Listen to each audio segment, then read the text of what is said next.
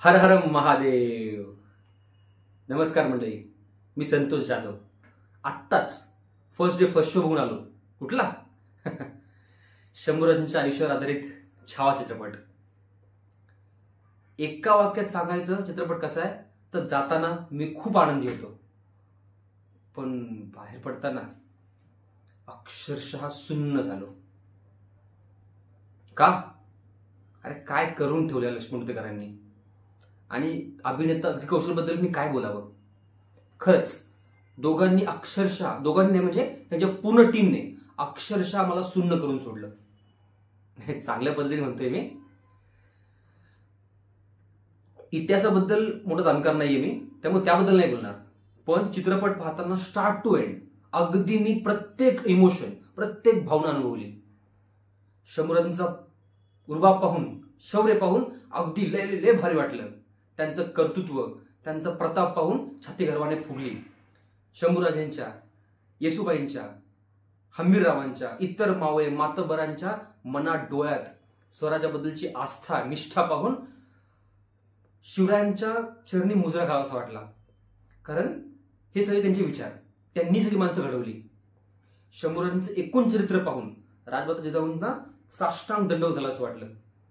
काय हिरा घडवल्या त्या मातेने.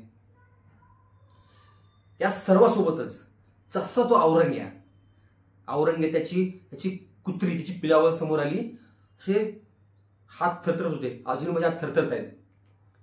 त्यांनी केलेला अमानुष अत्याचार पाहून संताप होत होता. असं वाटत होतं आत्ता तलवार घ्यावी आणि सगळं कापून काढावं. विशेष करून गद्दार गणोजी आणि कान्होजी शिर्क्यांना. संगमेश्वरच्या लढाईमध्ये लढलेल्या प्रत्येक मावळ्याचा, प्रत्येक सरदाराचा प्रताप पाहून, त्याग पाहून अगदी थरथरणारे हात आपोआप जोडले गेले. धन्य ते मावळे आणि धन्य त्यांना जोडणारे छत्रपती शिवाजी महाराज, छत्रपती संभाजी महाराज. बोलताना सुद्धा माझ्या अंगावरचे काटे येत आहेत, शहारे येत आहेत. पण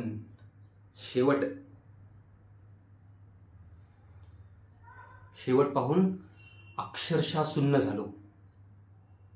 जसं आपण पुस्तकामध्ये वाचलंय, शिवरायांचे पुत्र संभाजी महाराज यांचे इतके हाल केले.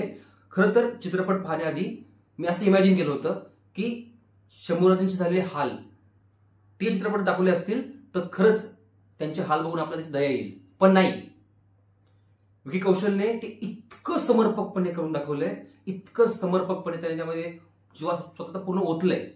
त्यातून शंभूराजांची कुठेही आपलं कीव येत नाही. उलट मुघलांची, त्या औरंग्याची अवस्था बघून आपली छाती गर्वाने फुटते की काय काय वाघ होता यार माझा छावा.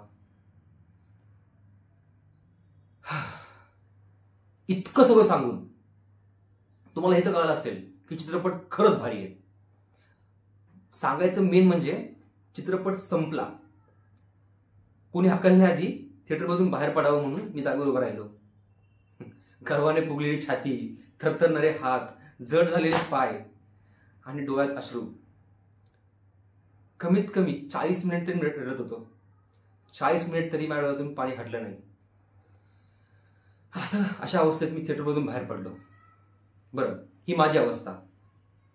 पण चित्रपटाबद्दल बोलायचं झालं तर चित्रपट अगदीच ऑसम आहे.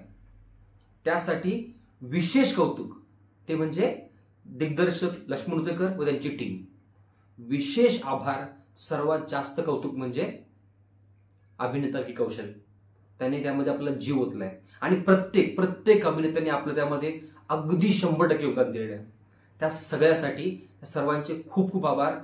आणि तुम्हा सर्वांना अक्षरशः मनापासून विनंती, जर आतापर्यंत तुम्ही चित्रपट पाहिला नसेल तर इतकं सगळं माझं ऐकून तुम्ही तो नक्की पाहणार, नक्की बघायला थिएटरमध्ये जालच याची मला खात्री आहे. कारण मी स्वतः अजून कमीत कमी 4-5 वेळा पिक्चर बघणारच आहे. कारण देश धर्म पर मिटने वाला शेर शिवा का छावा था, महापराक्रमी परम प्रतापी एक ही शंभू राजा था. जय शिवराय, जय शंभूराजे. मंडळी, आपल्या मित्रमंडळींपैकी, नातेवाईकांपैकी जर कोणाला शंका असेल की हा चित्रपट पाहण्यासाठी आपण थिएटरमध्ये जावं की नाही, त्या प्रत्येकापर्यंत हा व्हिडिओ पोहोचवा. आणि त्यांना प्रेरणा द्या की हा चित्रपट थिएटरमध्ये जाऊनच पहा. अगदीच अप्रतिम आहे. पैसे वसूल, आपण म्हणतो ना व्हॅल्यू फॉर मनी. सो नक्की थिएटरमध्ये जा आणि लखपत नृत्यकरांना आणि सर्व संपूर्ण टीमला माझ्याकडून शत आभार आणि खूप खूप अभिनंदन. धन्यवाद.